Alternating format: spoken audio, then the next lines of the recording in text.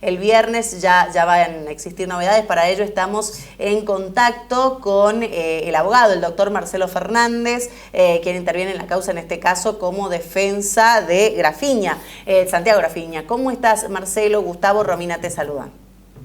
Buenos días, Gustavo y Romina, ¿cómo están? Muy bien. Bueno, la verdad es que pensando en esta causa, que uno debe remitirse allá a 2010. Dicen que es récord de demora que ha tenido esta causa de las expropiaciones, mega causa, si se la puede denominar, en donde, bueno, se plantea una especie de asociación ilícita, porque claro, uno tiene que ahora recordar un poco, han pasado tantos años, Claro. Una especie de asociación ilícita planeada, planificada para estafar al Estado provincial con cifras muy superiores a los valores que tenían algunos terrenos que eran expropiados, de los que participaban, bueno, distintos sectores de un lado y otro del mostrador. Se lo vinculó a Grafiña, Santiago Grafiña, casi como el jefe de esta asociación que nucleaba incluso tribunal de tasaciones, jueces, abogados, para que el Estado pagara cifras multimillonarias hasta que finalmente se realizó la presentación. ¿Cuál es el Estado y cuál es el eje, si se puede decir, Marcelo, de lo que ha sido la defensa, en este caso de Grafiña, de tu parte, y qué se espera para el viernes? Bueno, mira, son preguntas difíciles de contestar y te voy a explicar por qué. Primero que nada, arranco diciendo, aprovechando que ahora está en boga esta cuestión del fallo de los jueces de Estados Unidos respecto de la expropiación de YPF. Sí. Y digo está en boga porque, bueno, hay una similitud en esto también. ¿Similitud por qué? Acá también pasó lo mismo. Acá el Estado, con la finalidad de la construcción del dique, estamos hablando de Cuesta del Viento, Sí.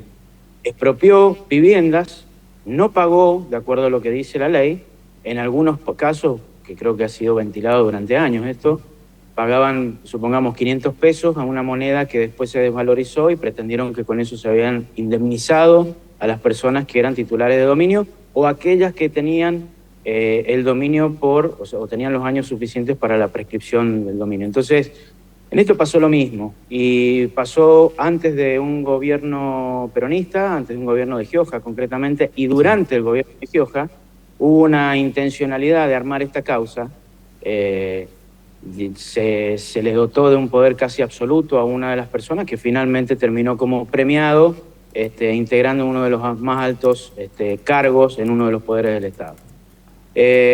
Ahora, respondiendo a las preguntas, en realidad es una causa que se demoró porque se tenía que demorar, porque desde un inicio, si bien yo no estuve desde el inicio de la causa, el doctor Grafiña estuvo representado por dos excelentes profesionales que hoy integran la nómina del Ministerio Público Fiscal, como son el doctor Rolando Lozano y el doctor Fernando Remey. Sí. Yo ingresé a esta causa en el 2018, pero te puedo asegurar que creo que no debe existir causa en Argentina, más que nada, en la que un imputado se entera de lo que está ocurriendo o de que hay una investigación en su contra por los medios, se presenta durante 2 años, acredita que está a disposición de la justicia, presenta prueba y en ese transcurso de esos 2 años, de buenas a primeras, de un día para el otro, van y lo detienen y lo guardan adentro 3 años de prisión preventiva contra todas las previsiones normativas, constitucionales que se puede imaginar. Entonces, cuando decimos que la causa se demoró, y la causa no se hubiese demorado si se hubiese permitido a la defensa ejercer el derecho de defensa, es decir, a Grafiña ejercer su derecho de defensa como corresponde. ¿Qué es ejercer el derecho de defensa? Poder acreditar con prueba, poder arrimar al proceso la prueba que contradice la hipótesis de la Fiscalía. Grafiña estuvo, no te miento, desde que se inicia la investigación presentando prueba que nunca fue tenida en cuenta. Cuando hablamos de prueba no hablamos de otra cosa que de prueba documental, ¿no? Jurisprudencias, sentencias, maneras de trabajar que son muy propias en estos procesos en los que todo es prácticamente documental. Y no obstante ello, bueno, se siguió con la causa adelante. Esta es una causa tiene hasta la actualidad un contenido político muy importante, a punto tal, y esto aprovecho el espacio para aclarar una situación. Tenemos entendido que la parte querellante, en este caso integrada por la Fiscalía de Estado, pero concretamente el representante de la Fiscalía de Estado ha tenido comunicación reciente, o no reciente, yo creo que ha sido el año pasado, antes de que en la causa se presentara el nuevo fiscal de Estado. ¿Bien? Sí. Y tuvo comunicación directa con el gobierno, creo que tuvo una entrevista con el gobernador, donde se le informó, y ustedes vayan sacando con sus conclusiones, que si el tribunal decidía absolver a los imputados, la provincia tendría que salir a pagar algo así como 300 millones de dólares. Primero que es un absurdo absoluto, es una mentira, no hay un cálculo, ellos nunca presentaron un cálculo de cuánto supuestamente era la estafa, o sea que no está acreditado por ese lado. Pero aparte de esto, todas las sentencias que se frenaron por pedido del actual cortista Guillermo de Santis, todas las sentencias por las cuales en teoría el Estado debería pagar, que en algún momento lo va a tener que pagar, están en primera instancia.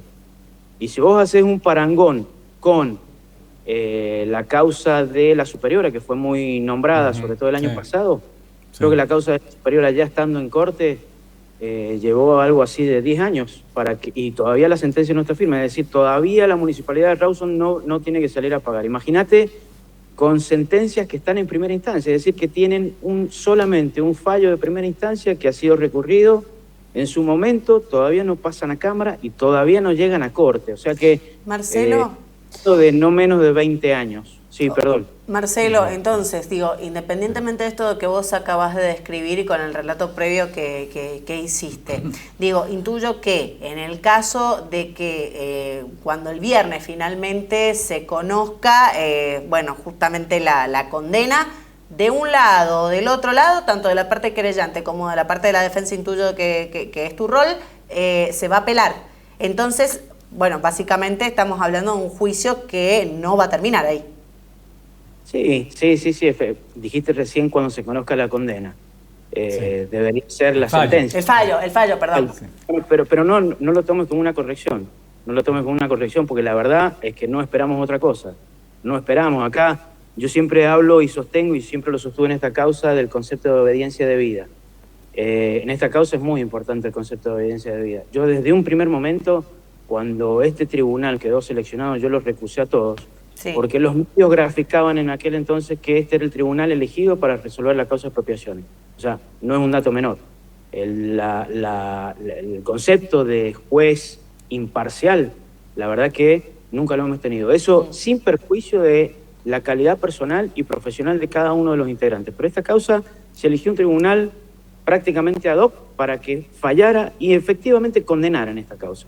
Y acá creo que una de las particularidades que tiene esta causa es que quien denunció, llevó la causa adelante, armó toda esta causa, hoy finalmente es jefe de quienes tienen que resolver. Claro. Entonces, bueno, pero también hay pruebas, imagino yo, hay tasaciones y pericias respecto de si el terreno de Canal Benavides, si el Parque de Mayo tenían verdaderamente los valores que se fijaron en estas expropiaciones, ¿no? Sí. No eran los valores de mercado, ¿no? No, es que eso es lo que transmitieron ellos y se encargaron de transmitir por los medios. Nadie se tomó el trabajo de ir y ver la causa. La causa, a ver, si bien el juicio es público, la causa no es pública, el juicio es oral y público, si hubiesen estado en las audiencias se hubiesen dado cuenta cómo nosotros, con prueba, que inclusive fue prueba que fue promovida por la Fiscalía y la querella, no es, porque a nosotros se nos denegó absolutamente todo tipo de prueba documental que nosotros quisimos introducir, porque nos correspondía al juicio que les demostraba que la jurisprudencia les daba la contra a lo que ellos estaban sosteniendo. No obstante, con su prueba les demostramos que esas pericias que habían hecho, por ejemplo, mandaron a peritar a una arquitecta que después no quiso ir al juicio, argumentó problemas de salud. Y esa arquitecta no tenía el más mínimo conocimiento, no estaba dentro de los listados de la Corte. Cuando vos vas a un juicio siempre, en estos casos sobre todo, no en el sistema nuevo, los peritos deben estar inscritos en la Corte. La perito no estaba, después también una contadora, les impugnamos la sentencia, en las audiencias que declararon nunca tuvieron el control, siempre estuvo la parte querellante, pero nunca citaron a ningún defensor para que ejerciera el control de la prueba, para que pudiera preguntarle. Y en juicio presentaron un certificado médico que decía que no podía estar en juicio por problemas de salud, creo que era algo psicológico, ¿no? Entonces, como ocurre en todos estos juicios, nosotros dijimos, bueno, para asegurarnos de toda esta situación, vamos a necesitar que intervengan los peritos médicos de la Corte y que ellos nos den un dictamen. No, se opuso la parte que lo había propuesto, que era la parte querellante, y el tribunal, así sin más, les hizo lugar, les dijo que bueno, que no era necesario que interviniera la Corte. Algo absolutamente irracional y por fuera de la... Pero a tu pregunta, sí, hubieron pericias, como también hubieron pericias nuestras que no nos aceptaron, como también pedimos concretamente que fuera estas peritos, que fueran al juicio para que las partes, todas las partes, no solamente nosotros, pudiéramos hacerles preguntas y cuestionar o no, controlar la prueba. Bueno, no lo tuvimos. Así es como se tramitó esta causa, Gustavo. Marcelo, y no lo digo yo, la prueba. Marcelo, independientemente del fallo, en el caso de no ser favorable para quien vos representás, para Santiago Grafiña, digo, ¿esto podría implicar que hasta que se apele, digamos, en la Corte Suprema y en la o en la Corte Suprema de Justicia, como sea el procedimiento, que pueda tener prisión efectiva o no? La ley establece otra cosa. La ley establece que mientras una condena a prisión efectiva no esté firme, no puede haber prisión preventiva. De hecho, así lo ha entendido la Corte, y de hecho, el ejemplo más claro es la causa Vialidad, la causa de Cristina Kirchner. Sí. Ese es el ejemplo más claro de cuál es el concepto que sostiene la Corte. De hecho, hay un fallo muy importante en el que la Corte les informa a todos los tribunales inferiores, es decir, a todos los tribunales de las provincias, que es el máximo tribunal y que hasta que un recurso extraordinario federal o la queja por ese recurso extraordinario federal no haya sido tratado y resuelto por la Corte, no se puede considerar firme ninguna condena. Por lo tanto, el principio o garantía jurídica o estado jurídico de inocencia se mantiene hasta ese momento. Bien. Entonces, pero bueno, la verdad, estamos en una provincia en la que constantemente vemos, sobre todo en el sistema acusatorio, cómo va gente detenida, aún a pesar de la existencia de estos fallos y de la obligación que existe de parte de los tribunales inferiores de acatar las resoluciones de la Corte, que tienen a su vez un andamiaje en los tratados internacionales incorporados a la Constitución. ¿Por qué te digo esto? Porque en definitiva, si alguien se ve afectado por una situación de que un tribunal inferior no recepta el precedente obligatorio de la Corte, los precedentes obligatorios de la Corte que se refieren a la firmeza del fallo o al respeto de su garantía de inocencia, cualquiera podría ir ante un tribunal internacional y lograr la condena del Estado argentino, en este caso el condado del Estado argentino y del Estado provincial sanjuanino, en función de esta falta de respeto de las sentencias del máximo tribunal del país. Entonces, doctor, sí. Sí, como te decía, el ejemplo creo más claro ha sido la causa de Cristina Kirchner, sí, seguro. Bien. ¿Cómo es el procedimiento? ¿Qué es lo que concretamente va a ocurrir el viernes? Digamos, directamente el tribunal da la sentencia, hay una instancia previa, ¿cómo es el procedimiento? Bueno, mira, Gustavo, te explico. Hasta hoy el tribunal no nos ha confirmado nada. Ah, ok. Bien. Una vez más, como ha sido una habitual en esta causa, nosotros nos notificamos por los medios. O sea, no existe ese modo de notificación de manera legal, pero por los medios hay un medio periodístico que creo que hace una semana ya viene publicando que este viernes hay una sentencia. De hoy, nosotros nos hemos enterado que el viernes hay audiencia, para que vos te des una idea. Porque hemos venido teniendo audiencia últimamente una sola vez a la semana y cada 10 o 15 días. Sí. Entonces hoy nos comunica el tribunal eso. Ya en una audiencia anterior, teniendo en cuenta esa publicación de un medio periodístico, una de las colegas defensoras oficiales, la doctora Sandra Lebeque, le pregunta al tribunal, le dice, señora presidenta, voy a solicitar que me informe de esta situación, de si es verídica esta situación de que ustedes piensan dictar la sentencia el día 4 de julio.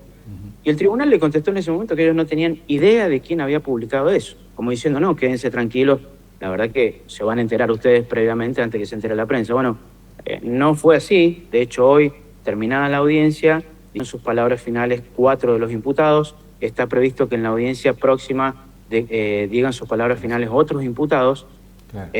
Hoy Santiago Grafiña le preguntó a la presidenta, le dijo: señora presidenta, quiero hacerle una pregunta, si se va a leer el veredicto o no el viernes. Y la presidenta le contestó: el código establece que una vez terminado se debe dictar el veredicto, en realidad es dentro de las 24 horas, pero bueno, no fue muy claro. Así que la verdad, te soy absolutamente sincero, hasta hoy, hasta este momento, no tengo la más mínima idea si el viernes hay o no sentencia. Por lo que dicen los diarios, por lo que dice el medio específico que lo ha expresado, yo afirmaría que sí, porque quien informa de ese medio tiene aparentemente mucha información de la que nosotros carecemos. O sea que quedarían las últimas palabras finales y ahí se daría un fallo o el resultado de la sentencia y tal vez daría un después veredicto. Recién la sentencia argumentada, digamos, el veredicto. Claro, los fundamentos establece la ley que se deben dar en un plazo de 10 días luego de que se dicte el veredicto. ¿Bien? 10 días hábiles. Tengamos en cuenta que este viernes es el último día hábil judicial, porque después entramos en feria el 7. Claro. Entonces, eventualmente los fundamentos los conoceríamos 10 días después. Claro, 10 días después creo que es el 22 o 23 de julio que ya nos reincorporamos. A partir de ahí se contarían los 10 días, con lo cual hay un recién plazo. Ahí las apelaciones y todo.